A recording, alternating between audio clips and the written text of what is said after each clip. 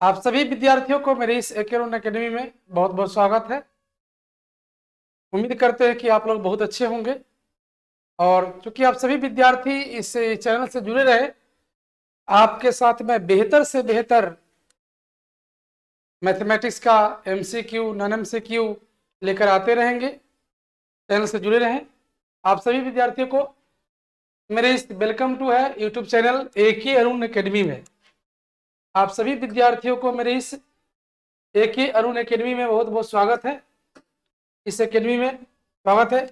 आप सभी बच्चों क्या कीजिए कि जो हमारा चैनल है यूट्यूब एके अरुण एकेडमी, इस पे क्या के जाइए, सब्सक्राइब कीजिए, है ना, और शेयर कर दीजिए ताकि आपके बीच हम बहुत बेहतरीन वीडियो लेकर के आने की है। दिन प्रतिदिन आप देखेंगे हमारे इस वीडियो में कि नई नई चीज़ आप लोगों को देखने को मिलेगी और पढ़ाई के लिए बिल्कुल बेहतरीन हम करते चलेंगे। तो चलिए आइए देखते हैं, हम लोग विशेष देर ना करते हुए, है ना, शुरू करते हैं। आज आप लोग को हम मैथमेटिक्स में बच्चों क्या करेंगे कि एमसीक्यू लेकर के आए हैं, लेकिन एमसीक्यू मिक्स का है ये, यानी कि सारे प्रश्नों से हम कुछ 30 प्रश्न को कलेक्ट करके लाए हैं आपके लिए और वो उसी को हम आज बताने वाले हैं बच्चों। देखिए आप लोग का ये मैथ एमसीक्यू क्लास 10 के लिए मिक्स है ये आप लोग के लिए। तो चलिए शुरू करते हैं अब देर ना करते हुए। तो सबसे पहले क्वेश्चन आप लोग देख रहे हैं बच्चों, देखिए यहां पर कहता है कि 120 का आभास गुणनखंडों के गुणनफल कौन है। 120 का कह रहा है कि दिख रहे बच्चों, जो दिख रहे हैं 120 का, देखिए यहाँ पे क्या कर रहा है, 120 का यानी कि 120 का आभास गुणनखंडों के गुणनफल कौन है। 120 में हम 2 से डिवाइड कर देंगे बच्चों तो क्या आ जाएगा 60, फिर 2 से कर देंगे तो क्या आ जाएगा 30, फिर देखो बच्चों 2 से कर देंगे तो क्या मिल जाएगा हम लोग को ये 15, और फिर 3 से कर देंगे तो क्या मिल जाएगा हमको 5। यानी कि 120 को हम क्या लिख सकते हैं बच्चों, 2 कितनी बार है, 1 2 3, 3 बार, और 3 एक बार है बच्चों, और 5 कितना बार है, 1 बार। देख लेंगे हम लोग का ऑप्शन इसमें से कौन सा है। तो 2 के पावर 3, यानी कि आपका ऑप्शन नंबर जो ए है आपका आंसर करेक्ट है। चलिए क्वेश्चन नंबर हम लोग 2 पर चलते हैं। क्वेश्चन नंबर 2 पे कहता है बच्चों कि बहुपद, इसमें आप देख रहे हैं इसको ग्राफ है, कहता है बहुपद पीएक्स के लिए क्या कर रहा है बच्चों, ये बहुपद जो है पीएक्स के लिए, ध्यान से देखेंगे कि बहुपद p x y equal to p x का ग्राफ नीचे आकृति में दिया गया है। ग्राफ से बहुपद के शून्य की बताइए। देखिए बच्चों मैंने बताया था पहले ही कि जब y इक्वल टू पीएक्स होगा तो हम देखेंगे कि जो ग्राफ जो है कटा हुआ एक्स अक्ष को कितने बार टच किया है। तो आप देखिए कि एक्स अक्ष को एक बार यहाँ पे टच किया है और एक्स अक्ष को क्या किया, एक बार यहाँ पे टच किया है। तो इस प्रकार से आप देखते हैं कि 2 बार टच किया एक्स अक्ष को, यानी कि इसका शून्य क्या हो जाएगा बच्चों, क्या हो जाएगा, तो 2 आंसर आ जाएगा। तो क्या हो जाएगा, आगे देखिए बच्चों यहाँ पे क्या कहता है कि साइन 18 क्या करा बच्चों, साइन 18 अब बटा क्या है बच्चों, कॉस 72 का मान क्या होगा। देखिए बच्चों आप लोग को एक बात याद करना होगा, आप लोग कोई पढ़े भी होंगे पहले से भी कुछ बच्चे इसके बारे में, तो ध्यान देंगे कि साइन वाले जब चेंज होता है कॉस में, और कॉस वाले किस में चेंज होता है बच्चों, साइन में, और टेन वाले जो चेंज होता है कॉट में होता है और कॉट वाले टेन में, और जो सेक वाले होते हैं बच्चों वो किस में चेंज होते हैं, तो कॉसेक में। लेकिन ये कब चेंज होते हैं, तो 90 डिग्री माइनस क्या होता है, ठीक है। तो आप जानते हैं कि साइन 18 जो है बच्चों कॉस में तो हो ही जाएगा। अब देखिए, अब ध्यान से देखना ट्रिक्स में कि दोनों, देखिए साइन है तो नीचे कॉस होना चाहिए। अब दोनों का एंगल को जोड़ो, देखो तो 18 में 72 को जोड़ देंगे तो कितना आ जाएगा, 90 आ जाएगा बच्चों, क्या आ जाएगा 90, यानी कि इसका वैल्यू क्या मिलेगा आप लोग को, 1 आ जाएगा। क्या आ जाएगा बच्चों, इसका वैल्यू 1। देखिए आपका इसमें से ऑप्शन क्या है, देखिए ऑप्शन इसमें 1 कहीं भी नहीं है, लेकिन इसका आंसर क्या आ जाएगा बच्चों, इसका 1 आ जाएगा आंसर, क्या आ जाएगा। चलिए कहता है कि एपी के लिए सार्वअंतर, आपको लिखा हुआ है कि बच्चों की एपी क्या है, 3 है, 1 है, -1 है, -3 है, और इसके लिए आपको सारबंतर लिखने की आवश्यकता है। क्या करना है बच्चों, इसके लिए आपको सारबंतर लिखना है। तो सारबंतर के लिए क्या करते हैं बच्चों, ए का मान 3 है तो डी का मान क्या करते हैं कि अगला पद में से पिछला पद क्या करते हैं माइनस, यानी कि 1 - 3 कर देंगे तो क्या आ जाएगा हमारा -2। इसमें से -2 देखिए बच्चों क्या है, यानी कि -2 हमारा ऑप्शन ए है। क्या है बच्चों, -2 में क्या है, ऑप्शन हमारा ए है, यानी कि हमारा आंसर ए हो जाएगा। अब क्या देखते हैं बच्चों, यहाँ पर क्या कह रहा है क्वेश्चन में, जरा देखिए, ध्यान से जरा देखने की बात है कि आर त्रिज्या वाले, यानी कि त्रिज्या क्या है हमारा बच्चों, आर है, तो कहता है कि वृत्त का परिमाप क्या होता है। तो बताइए बच्चों कि वृत्त का जो परिमाप होता है वो होता है 2πr। तो देखिए, तो जब त्रिज्या हमारा कैपिटल आर है, ध्यान से देखिए, तो इसका त्रिज्या क्या हो जाएगा 2π कैपिटल आर, यानी कि 2πr हो जाएगा, यानी कि हमारा ऑप्शन क्या हो जाएगा बच्चों, सी हमारा ऑप्शन हो जाएगा।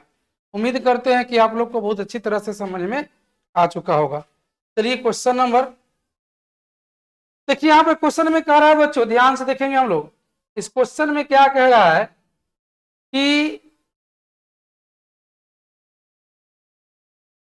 एपी, यहाँ पे कह रहा है कि 12, 15 और 21 का लॉसर क्या होगा, यानी कि एलसीएम क्या होगा बच्चों। 12 है, 15 है, 21 है, तो हम लोग एलसीएम निकालते हैं इसका। सबसे पहले हम लोग क्या कर लेंगे कि 3 से लग जाएगा, तो 3 चौका 12 हो जाएगा, 3 पचे 15 हो जाएगा, और 3 7 21। अब तो लगेगा नहीं, इसलिए सबका हम क्या कर लेंगे, एलसीएम निकालेंगे। 3 × 4 × 5 × क्या हो जाएगा बच्चों 7, तो 3 चौका 12, 12 पचे 60, और 60 को 7 से कर देंगे बच्चों, तो क्या मिल जाएगा हम लोग का 420, यानी कि 420 इसका क्या हो जाएगा बच्चों, हमारा आंसर क्या आ जाएगा 420 आ जाएगा। क्वेश्चन नंबर हम लोग 7 पे चलते हैं, कहता है कि द्विघात बहुपद क्या होगा जिसके शून्यों का योग तथा गुणनफल क्रमशः 1 और क्या है 1 है। यानी कि आपका अल्फा प्लस बीटा जो है बच्चों 1 है, और अल्फा इंटू बीटा जो है बच्चों क्या है, तो भी 1 है। तो आप लोग को बताए थे फॉर्मूला हम कि द्विघात बहुपद क्या होता है, द्विघात बहुपद का जो सूत्र होता है क्या होता है बच्चों, a × x² माइनस क्या होता है बच्चों, alpha plus beta into x plus alpha into beta. अब ध्यान से देखिए, यहाँ a का मान 1 हो जाएगा, और एक x² और -1 इंटू एक्स हो जाएगा, और ये क्या हो जाएगा 1, यानी कि x² और -x हो जाएगा, और प्लस क्या हो जाएगा 1, यानी कि x² - x + 1। तो देखिए तो बच्चों क्या है हमारा ऑप्शन ए में क्या है हमारा x² - x प्लस क्या है 1 है।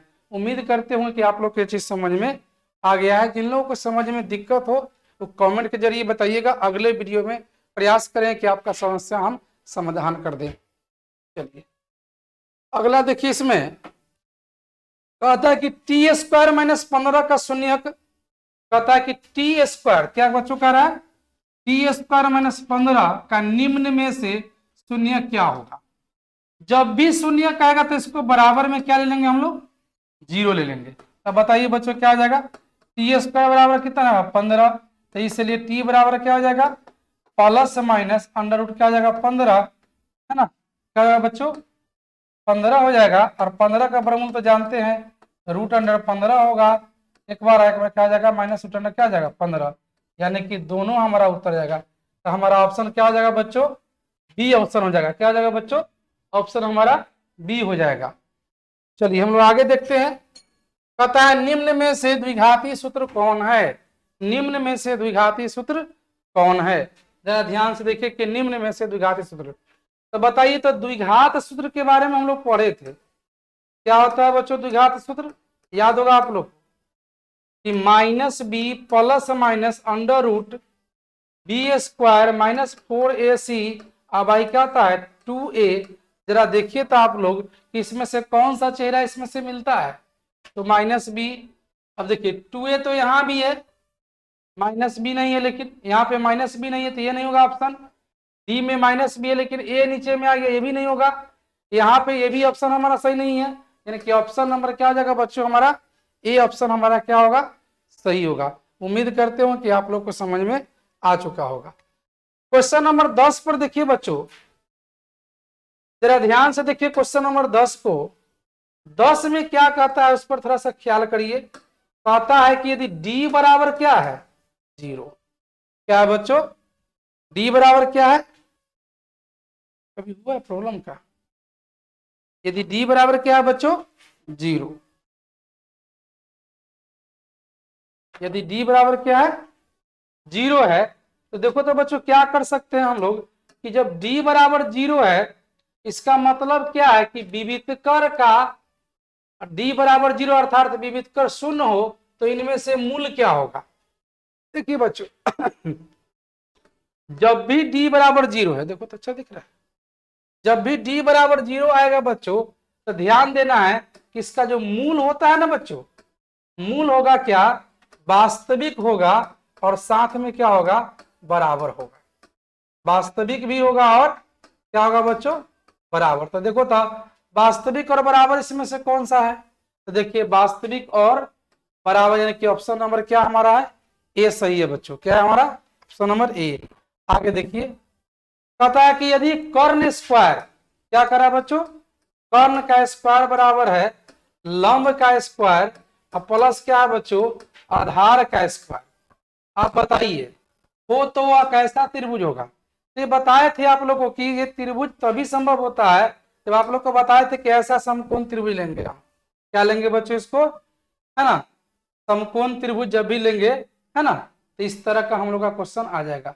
चलिए समकोण त्रिभुज में आप लोग को बताए थे कि ये ए होता है, देख लीजिए ये ए होता है, ये बी होता है, ये सी होता है, सामने वाला जो भुजा होता है उसको बोलते हैं कर्ण। यानी कि कर्ण का वर्ग, क्या बच्चों, कर्ण का वर्ग शेष दो भुजाओं यानी कि लंब और आधार के वर्ग के बराबर अगर हो योगफल के, तो आप कहते हैं त्रिभुज कैसा होगा, यानी कि इस प्रकार से होगा कर्ण का स्क्वायर बराबर लंब का स्क्वायर प्लस आधार का स्क्वायर। तो ये हमारा हो जाएगा क्या बच्चों, समकोण त्रिभुज। क्या कहलाएगा ये, समकोण त्रिभुज आएगा बच्चों। क्या हो जाएगा, समकोण त्रिभुज। चलिए अब ध्यान से देखिए बच्चों, यहाँ पर क्या कह रहा है, जहां देखेंगे इसको, कहता है क्या कि एक्स वाई क्या है, ए इक्वल टू क्या है बच्चों, x1 y1 है, और b इक्वल टू क्या है बच्चों, x2 है, और कॉमा क्या है, y2 है। तो पूछता क्या है कि बीच की दूरी क्या होगा, यानी कि AB बराबर क्या होगा, यानी कि इसके बीच की दूरी तो आप लोग पता होगा कि x1 माइनस x2 के होल स्क्वायर, प्लस बताए थे आप लोग को कि y1 माइनस y2 का होल स्क्वायर। देखिए ऐसा है कि नहीं, अगर ऐसा नहीं है तो इसी को ऐसा भी लिखा हुआ मिलेगा x2 माइनस x1 का होल स्क्वायर, और तब क्या मिलेगा y2 माइनस y1 का होल स्क्वायर। देखो तो बच्चा ऐसा इसमें से कौन सा होगा वो विद्यार्थियों, तो ऑप्शन डी हमारा सही दिख रहा है। इसमें से कौन सा दिख रहा है बच्चों, ऑप्शन डी। अब देखिए क्वेश्चन नंबर देखिए, साइन 30 का मान क्या पूछ रहा है हमसे, साइन 30 का मान क्या होता है, तो बताइए साइन 30 का मान क्या होता है बच्चों, 1/2। देखिए तो इसमें से 1/2 कौन सा है, तो ऑप्शन नंबर क्या है, सी। आगे बढ़ते हैं हम लोग। अब बताइए साइन पूछ रहा है आपसे कि 90 डिग्री या माइनस थीटा, तो बताए थे कि साइन वाला किस में चेंज होते हैं, कॉस में। आपको बताए थे अभी पिछला देखिए वीडियो आप लोग, इसमें आपको बताए थे हम, थोड़ा सा देखेंगे आप लोग पीछे होकर के तो आपको पता चल जाएगा इस चीज के लिए कि इसमें आपको बताए थे। देखिए कि साइन जो है 90 माइनस थीटा होने पर साइन वाला किस में चेंज होता है, कॉस में, और कॉस वाला किस में, साइन में। टेन वाले कॉट में, और कॉट वाले किस में, टेन में। सेक वाले कौशक में, और कौशक वाले किस में चेंज होते हैं, सेक में। तो देखिए यहाँ पर यही क्वेश्चन आप लोग को था, देख लीजिए कि साइन 90 माइनस थीटा क्या होगा जी, साइन 90 माइनस थीटा क्या होगा बच्चों, कॉस थीटा। यानी कि हमारा जवाब क्या हो जाएगा, कॉस थीटा, यानी कि क्या हो जाएगा हमारा ऑप्शन बी सही हो जाएगा। क्या हो जाएगा बच्चों, ऑप्शन बी। अब कहता है कि ए भुजा वाले, मतलब भुजा क्या है बच्चों हमारा, ए है, तो घन का आयतन क्या होता है बताइए। हम लोग पढ़े हैं कि घन का आयतन क्या होता है बच्चों, एल क्यू। तो यहाँ पर भुजा ए है तो क्या मिलेगा बच्चों, ए क्यू, यानी कि आपका ए क्यू आंसर हो जाएगा। क्या हो जाएगा बच्चों, ए क्यू, यानी कि आपका आंसर क्या हो जाएगा, ए क्यू। कहता है इनमें ये शंकु का आयतन कौन है, तो बताइए शंकु का आयतन आपको बताए थे हम कि शंकु का आयतन क्या होता है बच्चों, पढ़े होंगे आप लोग, 1/3 पाई आर स्क्वायर एच। देखिए तो 1/3 पाई स्क्वायर एच कौन सा बच्चों, यानी कि ऑप्शन बी आपका उत्तर सही हो जाएगा। क्या हो जाएगा बच्चों, ऑप्शन बी। आगे बढ़ते हैं। कहता है कि वर्ग अंतराल 10 से 25 का वर्ग चिन्ह क्या होगा। देखिए बहुत किताब में आप लोगों को कभी कभी ये वर्ग चिन्ह करके आएगा और कभी कभी आएगा ये मध्य बिंदु करके आएगा। तो वर्ग चिन्ह पूछे तब चाहे मध्य बिंदु पूछे तब हमेशा क्या करना है, दोनों को जोड़ना है और 2 से डिवाइड करना है। याद रखिएगा क्या करना है, दोनों को जोड़ना है और 2 से क्या करना है बच्चों, डिवाइड करना है। क्या करना है, दोनों को जोड़ेंगे और 2 से क्या करेंगे, डिवाइड करेंगे। क्या करेंगे बच्चों, तब क्या देखो 25 में 10 जोड़ देंगे तो क्या आ जाएगा 35, अब बटा कितना आ जाएगा 2। अब 35/2 का मतलब क्या आ जाएगा 17.5। देखिए तो 17.5 इसमें से कौन सा है, तो ऑप्शन बी हमारा आंसर क्या आ जाएगा, सही है बच्चों, क्या आ जाएगा ऑप्शन बी। आगे चलते हैं हम लोग। कहता है कि निम्नलिखित में कौन सी संख्या किसी घटना की प्रायिकता नहीं हो सकती। मैंने बताया था कि किसी भी प्रोबेबिलिटी का मान जो होता है 0 होगा या 0 से बड़ा होगा, लेकिन 1 से कभी भी बड़ा नहीं होगा। लेकिन प्रोबेबिलिटी का मान 0 और 1 के बीच में हमेशा होता है। तो ध्यान से देखिए तो कहता है कि निम्नलिखित में से कौन सी संख्या किसी घटना की प्रायिकता नहीं हो सकती है। तो बुआ देखिए तो ये 1.5 है, ये 1 से बड़ा है कि नहीं है, तो 1 से जो बड़ा होगा वो क्या होगा, हम आपको बताए थे कि प्रोबेबिलिटी का मान कभी भी क्या होता है बच्चों 0 और 1 के बीच ही होता है। क्या होता है, 0 होगा 1 होगा या 0 1 के बीच में होगा, 0 से छोटा नहीं होगा और 1 से क्या हो जाएगा बच्चों बड़ा नहीं होगा। यानी कि प्रोबेबिलिटी जब भी होगा बच्चों याद रख लेना है कि 0 होगा 1 होगा, 0 1 के बीच में होगा, 0 से छोटा नहीं होगा और 1 से बड़ा नहीं होगा। एकदम इसको है ना मेरे शेर मेरे जवानों क्या कीजिए एकदम याद कर लीजिए एकदम कि कभी भी प्रायिकता का मान 0 से छोटा नहीं होगा और 1 से बड़ा नहीं होगा। जब भी होगा तो 0 होगा 1 होगा या 0 और 1 के बीच में होगा। समझ गए, उम्मीद करते होंगे कि आप लोग अच्छी तरह से समझ गए होंगे। थोड़ा सा पानी पिलाइए बेटा। हुआ अगला क्वेश्चन 19 में कि एक पासा को फेंकने पर 5 पाने की प्रायिकता क्या होगी। जब एक पासा को फेंकते हैं बच्चा तो हेलो जब फेंकते हैं तो क्या होगा, 1 होगा 2 होगा 3 होगा 4 होगा 5 और 6। ध्यान से देखिए जब किसी पासा को हम लोग फेंक देते हैं बच्चों तो ख्याल करेंगे कि पासा को जब फेंकते हैं तो उस पर 1 से लेकर के 6 तक की संख्या क्या होता है, अंकित रहता है। तो उसमें से कहता है कि 5 पाने की प्रायिकता क्या होगी, 5 पाने की प्रायिकता क्या होगी। तो 5 तो 1 ही ना होगा बच्चों, तो 1 होगा, यानी कि इसका प्रोबेबिलिटी ऑफ इवेंट क्या हो जाएगा 1 बटा कितना हो जाएगा 6, यानी कि 1 बटा 6। इसमें से आंसर क्या है हमारा, ऑप्शन बी क्या है बच्चों 1 बटा 6 हमारा आंसर हो जाएगा। अब चलते हैं क्वेश्चन नंबर 20 पर। देखिए यहाँ पे कहता है कि 7 8 9 7 8 9 9 3 5 4 का बहुलक क्या होगा। देखिए तो बच्चों यहाँ पर कि 8 भी 2 बार है कि नहीं और 9 2 बार है 3 बार है कि नहीं। तो हमने बताया था कि जो संख्या अधिकतर बार रिपीट करेगा वही उसका बहुलक कहलाएगा। तो बताइए तो कि 9 इसमें से ऐसी संख्या है जो 3 बार रिपीट हुई है। कितने बार, 3 बार, यानी कि इसका बहुलक क्या हो जाएगा बच्चों 9 हो जाएगा। क्या हो जाएगा इसका बहुलक 9। उम्मीद करते हैं कि आप लोग समझ गए होंगे। पर मैं पानी पी लूं।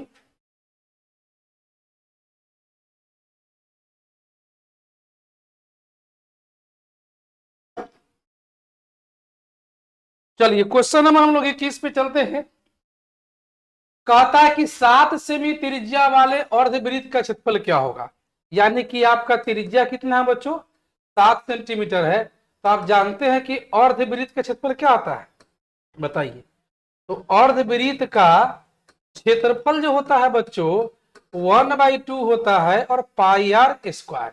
तो 1/2 पाई का मान क्या लेंगे बच्चों, तो 22/7 ले लेंगे।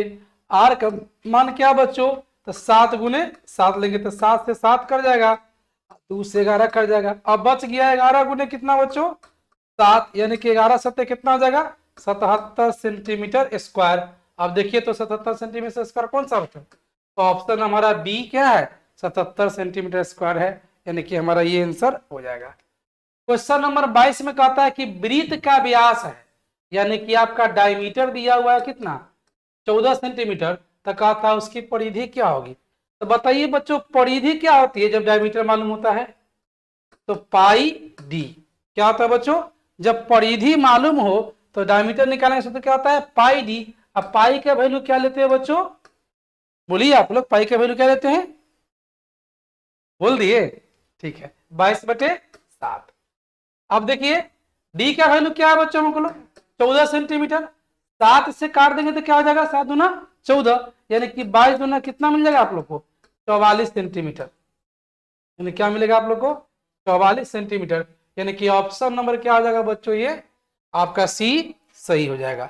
उम्मीद करते ये भी समझ में आ गया होगा आप लोग को। क्वेश्चन नंबर देखिए, कहता है कि वृत्त की सबसे बड़ी जीवा होती है तो उसका व्यास। वृत्त की सबसे बड़ी जीवा उसका क्या होता है? व्यास होता है बच्चों। वृत्त की सबसे बड़ी जीवा क्या होती है? तो उसका व्यास होता है। चलिए आगे बढ़ते हैं। कहता है बिंदुओं 3 -3 4 और 7 8 को मिलाने वाली रेखाखंड का मध्य बिंदु। अब देखिए तो जब भी मध्य बिंदु का पूछेगा नियामक, तो मध्य बिंदु का नियामक क्या निकालना है बच्चों? मध्य बिंदु का नियामक। तो पहला वाला ऐड कर देंगे, तो -3 + 7 और 2 से क्या कर देंगे? दो के ऐड करेंगे तो 2 से भाग करेंगे। दूसरा वाला ऐड करेंगे तो 4 + 8 बटा में क्या आ जाएगा बच्चों? 2। अब ध्यान से देखिए तो बच्चों, इस पर में 7 प्लस में है 3 माइनस में, तो हमने बताया था कि जब सेम साइन होगा तो ऐड हो जाएगा और डिफरेंस साइन होगा तो माइनस हो जाएगा। याद रखिएगा, क्या आ जाता है? सेम साइन होगा तो ऐड होगा और डिफरेंस साइन हो जाएगा तो क्या आ जाएगा? माइनस। तो देखो तो इस 7 में से 3 जाएगा बच्चों, तो 4 और बटा में क्या हो जाएगा? 2। 8 में 4 जोड़ देंगे तो 12 बटा कितना? 2। अब देखिए तो 2 को भाग कर देंगे 4 में, तो 2 दूना 4 और 2 छक्का 12, यानी कि आपका आंसर हो जाएगा 2 क्या 6। अब बताइए कि 2 6 इसमें से कौन सा ऑप्शन है बच्चों? यानी कि ऑप्शन क्या आपका? डी उत्तर सही है। क्या बच्चों? ऑप्शन डी क्या आपका सही है। उम्मीद करते होंगे कि आप लोग समझ गए होंगे। चलिए आगे बढ़ते हैं हम लोग। पता कि मूल बिंदु का निर्देशांक, तो बच्चों देखिए ये वाला क्या है हमारा? X O X dash Y O Y dash. ये होता है मूल बिंदु। मूल बिंदु का नियम क्या होता है बच्चों? 0 0। एकदम फ्री का नंबर है, भर भर के उठा लो एकदम। टीके रहिएगा मेरे चैनल पे, इतनी तैयारी करा दूंगा कि मैथमेटिक्स 100/100 आपको आ जाएगा। लेकिन टीके रहना पड़ेगा आपको मेरे साथ। चैनल को लाइक कीजिए, सब्सक्राइब कीजिए और शेयर भी कीजिए। आप पढ़िए, अपने सहपाठी को पढ़ाइए, आपके रिलेशन में जो होंगे उनको भी पढ़ाइए, और जो पढ़ने वाले हैं 10th क्लास में 9th क्लास में उन सबको जोड़ दीजिए। कहिए कि अरुण सर का क्लास ऑनलाइन आता है, आप उन पर जाकर के पढ़िए। मैं आपको बहुत बेहतर तरीके से पढ़ाऊंगा, समझाऊंगा, सिखाऊंगा आपको। ठीक है, तो आगे बढ़ते हैं। तो मूल बिंदु का नियम में क्या होगा बच्चों? 0 0, यानी कि इसका ऑप्शन क्या हो जाएगा हमारा? ऑप्शन ए हमारा सही है। चलिए अब देखिए तो बच्चों क्या कहता है कि sine theta square plus cos theta square, इसका वैल्यू क्या होता है? 1। क्या होता है बच्चों? 1, यानी कि इसका आंसर क्या आ जाएगा? 1। क्वेश्चन नंबर 26 देखिए बच्चों, हमने पहले ही बताया था कि सेक 90 - a, तो सेक वाला किस में चेंज होगा? तो कॉसेक ए हो जाएगा। तो बताइए तो कॉसेक ए इसमें से कौन सा है बच्चों? यानी कॉसेक ए हमारा क्या है? ऑप्शन डी उत्तर हो जाएगा। आगे देखते हैं हम लोग। अब देखिए tan 26 कॉट, बताए थे ना आपको कि tan वाला किस में चेंज होता है? कॉट में, और कॉट वाला tan में। तो देखिए यार, अब बताए थे कि साइन वाला किस में चेंज होता है? कॉस में, और कॉस वाला साइन में। और सेक वाला किस में होता है बच्चों? तो कॉसेक में होता है। याद रखिएगा, अगर दोनों का एंगल जोड़ दीजिए 90 पुट जाएगा, तो tan कॉट है और दोनों का एंगल अगर 190 पुट जाए तो इसका वैल्यू क्या आ जाएगा? हमारा मान क्या आ जाएगा? 1 आ जाएगा। यानी कि इसका हमारा ऑप्शन क्या आ जाएगा बच्चों? बी, यानी कि सही हो जाएगा। चलिए, कहता है कि यदि समांतर श्रेणी का प्रथम पद यानी कि a बराबर 10 है और d बराबर भी कहता है कि 10 है, तो तीसरा पद क्या होगा बताइए। तो बच्चों ए पी, पहला पद 10 आए में फिर डिफरेंस जोड़ देंगे तो दूसरा पद, और जब फिर इसमें डिफरेंस जोड़ देंगे तो क्या होगा तीसरा पद। और यही नाम से पूछता है कि तीसरा पद क्या होगा, तो T3 क्या होगा बच्चों हमारा, यानी कि T3 क्या आ जाएगा सी। क्वेश्चन नंबर 30 पर देखिए अब क्या कहता है कि ए पी 4 है, 10 है, 16 है, 22 है, और इसका पूछता है कि सार्व अंतर ज्ञात कीजिए। क्या कीजिए, सार्व अंतर, यानी कि डी बराबर, देखिए जब भी हमको सार्व अंतर निकालना होगा ना, तो अगला पद में से पिछला पद माइनस करिएगा। तो 10 माइनस क्या हो जाएगा 4, यानी कि 6, यानी कि 6 आपका आंसर। अब देखिए 6 क्या है हमारा, बी में आंसर है। उम्मीद करते हूं कि आप लोग को समझ में अभी तक आ चुका होगा। आप सभी विद्यार्थियों को धन्यवाद मेरे इस चैनल पे, और आप लोग इसी तरह से अपना प्यार इस पर लुटाते रहें, बने रहें। उम्मीद करेंगे कि हम आप लोगों से कि आप लोग चैनल को तो लाइक किया कीजिए कम से कम, और सब्सक्राइब भी किया कीजिए। वीडियो खूब देखते हैं लेकिन सब्सक्राइब नहीं करते हैं। चलिए ठीक है, इसी के साथ आज का क्लास आपका समाप्त हुआ। जय हिंद, जय भारत।